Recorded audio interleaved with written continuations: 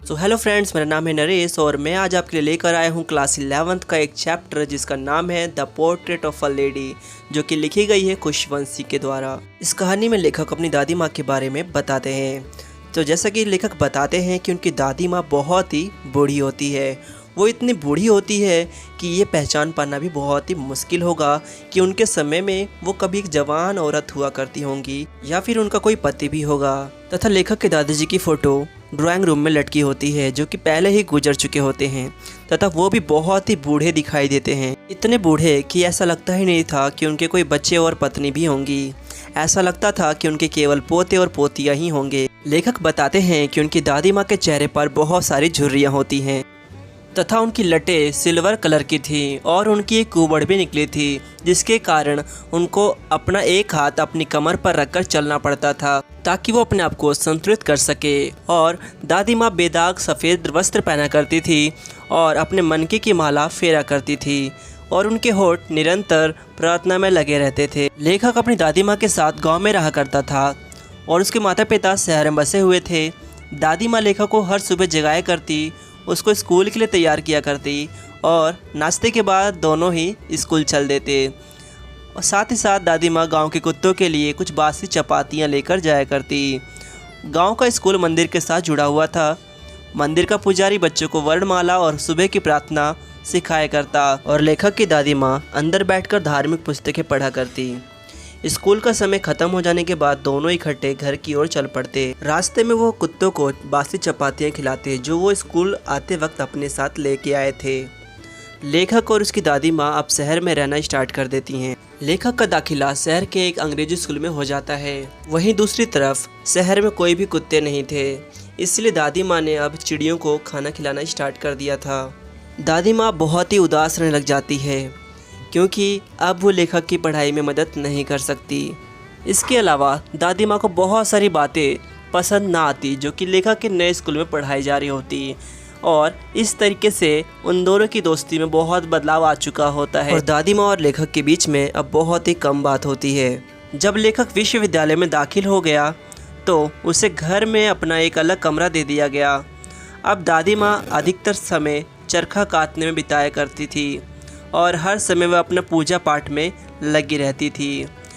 तीसरे पहर में बैठ जाती और रोटी के छोटे छोटे टुकड़े करके उन्हें चिड़ियों के सामने फेंकती, जो करीब सैकड़ों की गिनती में उसके आसपास इकट्ठा हो जाती। कुछ चिड़िया उनकी टांगों पर और कुछ कंधों पर बैठ जाती और उसके लिए दिन का सबसे खुशी भरा आधा घंटा होता। अब लेखक अपनी आगे की पढ़ाई के लिए 5 साल के विदेश जाने वाला होता है और वहाँ दादी माँ उसको स्टेशन पर छोड़ने आती हैं। दादी माँ भावुक हो जाती हैं लेकिन अपनी भावनाओं को व्यक्त नहीं कर पाती।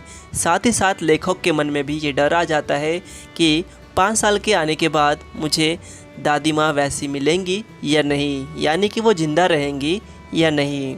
दादी माँ ने कोई भावनाएं व्यक्त ना की और उनके होठ निरंतर हिल ही रहे थे और उनकी उंगलियों उनकी मालों को मनके को फेर रही थी। जब गाड़ी चलने लगी तब दादी माँ ने लेखक के माथे को चूमा। अब लेखक अपनी 5 साल की पढ़ाई के बाद अपने गांव आता है और वो देखता है कि दादी माँ पहले जैसे दिखती थी आज भी वैसे ही दिखती हैं, यानी कि दादी माँ में कोई भी बदलाव नहीं आया है। दादी माँ उसका प्यार से स्वागत करती हैं। उन्होंने चिड़ियाओं को तीसरे पैर का भोजन पहले ही खिला लिया था और शाम को वो पड़ोस की महिलाओं को इकट्ठा करती हैं और एक पुराना सा ढोलक लेती हैं और कई घंटों तक उसको बजाती हैं। ये पहली बार था जब लेखक देखता है कि दादी माँ शाम को पूजा पाठ करने की बजाय इस तरीके से नाच गा रही हैं। और हम देखते हैं कि अगली सुबह दादी माँ बीमार पड़ जाती हैं। उनको हल्का सा बुखार होता है लेकिन वो कहती हैं कि मेरा समय अब नज़दीक आ चुका है और मैं किसी से बात करके अपना समय बर्बाद नहीं करना चाहती। और वो अपने प्रार्थना में लग जाती हैं और माले के मनके को फेरने लग जाती हैं। इससे पहले कि कोई कुछ समझ पाता दादी माँ का देहांत हो जाता है और उनके उन बेजान हाथों से माला जो है नीचे गिर जाती है। अगले दिन दादी माँ के अंतिम संस्कार के लिए प्रबंध किया जाता है और हजारों चिड़ियाएँ दादी माँ के मृत शव के आसपास इकट्ठा हो जाती हैं। लेखक की माँ समझती है कि वो चिड़ियाँ कुछ खाने के लिए यहाँ पर आई हैं तथा वह उनके सामने रोटियों के दाने फेंकती हैं, लेकिन किसी भी चिड़िया ने उन दानों पर ध्यान नहीं दिया। जब दादी के मृत शव कि दाह संस्कार के लिए वहाँ से उठा लिया गया तो जितनी भी चिड़ियाएँ थी सभी चुपचाप से वहाँ से उड़ गई। और अगले दिन सुबह वहाँ पर सफाई कर्मचारी आकर रोटियों के टुकड़े को डस्टबिन में डाल देता है और यहीं पर इस चैप्टर की एंडिंग हो जाती है। तथा हम आपके लिए इस चैप्टर के कुछ इंपॉर्टेंट क्वेश्चन आंसर भी लेकर आए हैं। और अगर आप पहली बार आए इस चैनल पर तो चैनल को सब्सक्राइब जरूर करें और लाइक करें और शेयर करें। सो फ्रेंड्स, आप इन सब क्वेश्चन आंसर के स्क्रीनशॉट ले सकते हैं। और वीडियो जैसा कि बहुत लंबी बन चुकी है तो नेक्स्ट टाइम हम आपके लिए एक अलग से वीडियो बना देंगे जिसमें आपको क्वेश्चन आंसर समझा भी देंगे। Thanks for watching.